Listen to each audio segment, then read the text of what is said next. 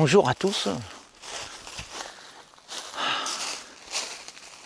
Bon alors ici il n'y a pas de farfadet, hein. D'ailleurs je ne crois pas aux farfadets, je ne crois pas aux fées.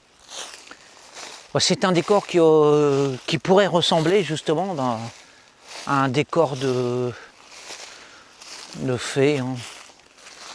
Toutes ces entités-là qu'on retrouve dans les contes, hein, les entités sylvestres, folkloriques. Bon, il n'y a pas de tout ça ici. Hein. Déjà ne serait-ce parce que je n'y crois pas du tout.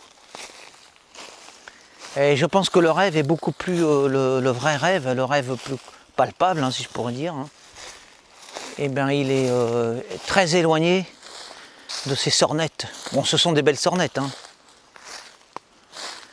Je dis pas le contraire.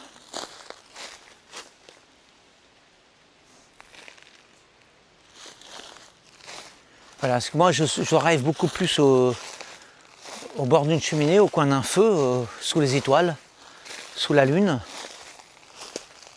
ou dans une forêt, plutôt que dans ce contexte-là, folklorique, fabuleux.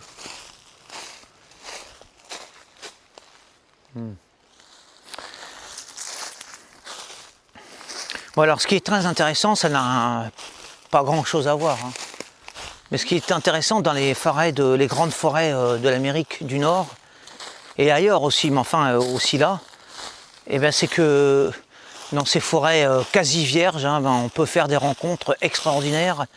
Et je veux parler du Bigfoot et tout ce qui s'y rapporte. Alors dans d'autres pays, on appelle ça des yétis, on appelle ça plus cinématographiquement l'abominable homme des neiges, etc. Et ça, je crois que c'est très possible. D'ailleurs, on avait des preuves. Hein. Enfin, moi, je ne suis pas spécialiste. Et puis d'ailleurs, hein, que je vous en parle ou pas, moi, je ne vais pas vous apporter plus d'informations. Hein. Vous savez, mon avis, qu'est-ce que vaut mon avis sur ce sujet hein, vous ne serez pas plus avancé de connaître mon avis. Hein.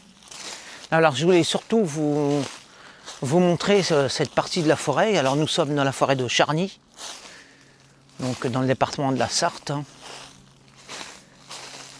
Voilà. Et donc, la spécificité de cette forêt de Charny,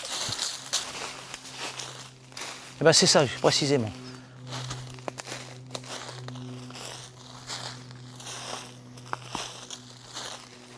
Voilà, c'est cet aspect féerique, hein,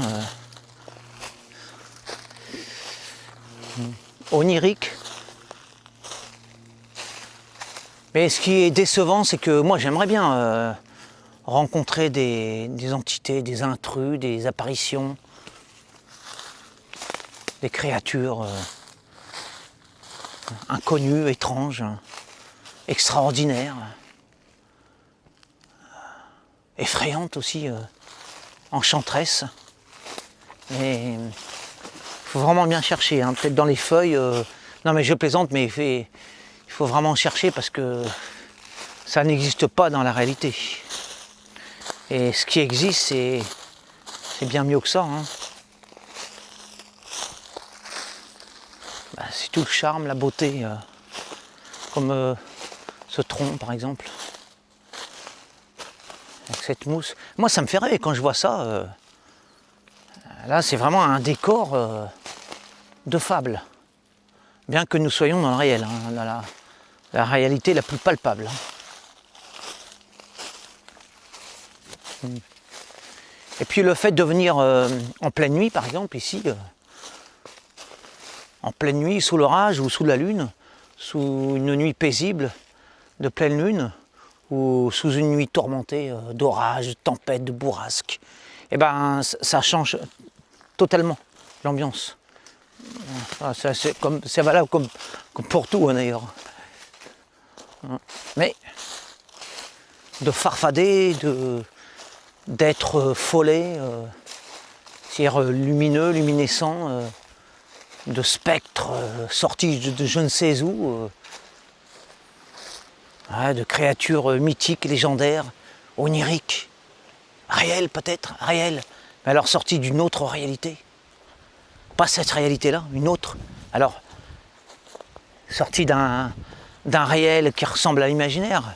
Alors si ce sont des êtres échappés de l'imaginaire et qui entrent dans ce monde réel, on peut dire que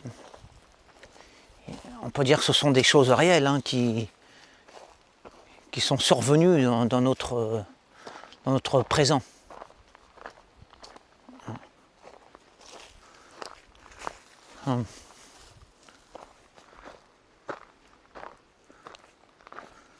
Alors cherchez bien, hein, cherchez bien.